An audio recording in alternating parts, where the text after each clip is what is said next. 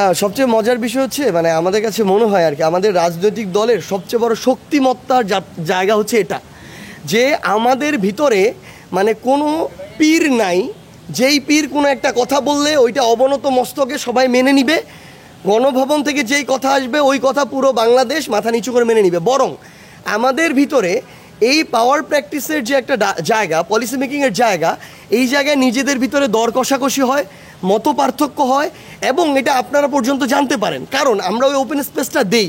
এটাই হচ্ছে আমাদের দলের ভিতরে ডেমোক্রেসির যে চেষ্টা বা ডেমোক্রেসির যে এনভায়রনমেন্ট, সেটা আমরা আপনাদেরকে একটা জিনিস ক্লিয়ারলি বলে দিই। আমাদের ভিতরে এই মত পার্থক্য অভ্যুত্থানের শুরু থেকে এই ডিসিশন মেকিংয়ে আমরা এই ডিসকাশনে যাইতাম। আমাদের ভিতরে প্রচুর যে কোনো একটা বিষয়কে সামনে রেখে প্রচুর যুক্তিতর্ক হয়, এবং ফাইনালি যখন একটা ডিসিশন হয় আমরা সবাই ওই ডিসিশনের উপরে দাঁড়িয়ে সিদ্ধান্ত বাস্তবায়নে যাই।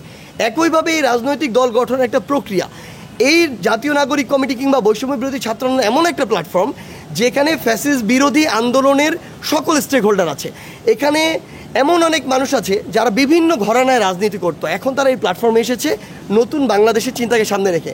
আমাদের ভিতরে যে মত পার্থক্য দেখছেন এটা সামনে আরও হবে, কিন্তু এই মত পার্থক্য শেষে আমরা যখন একটা ডিসিশনে আসবো আমরা বিশ্বাস করি, এবং আপনারা দেখবেন আমরা ঐক্যবদ্ধভাবে যেই ফ্র্যাকশনের কথা আপনারা বলছেন এগুলো কোনো কিছুই থাকবে না, বরং খুব দ্রুততম সময়ের মধ্যে, আশা করি আগামী এক সপ্তাহের মধ্যে সকলে আমরা আবার ঐক্যবদ্ধভাবে পূর্ণ শক্তি নিয়ে বাংলাদেশের নতুন একটি ছাত্র জনতার রাজনৈতিক দল নিয়ে বাংলাদেশের ছাত্র জনতার যে কাঙ্ক্ষিত চাওয়া, আগামীর বাংলাদেশের চাওয়া, সেটা প্রতিষ্ঠার জন্য আমরা কাজ করে যাব। কোন তারিখ আছে, কোন তারিখে আসতে পারে কমিটি?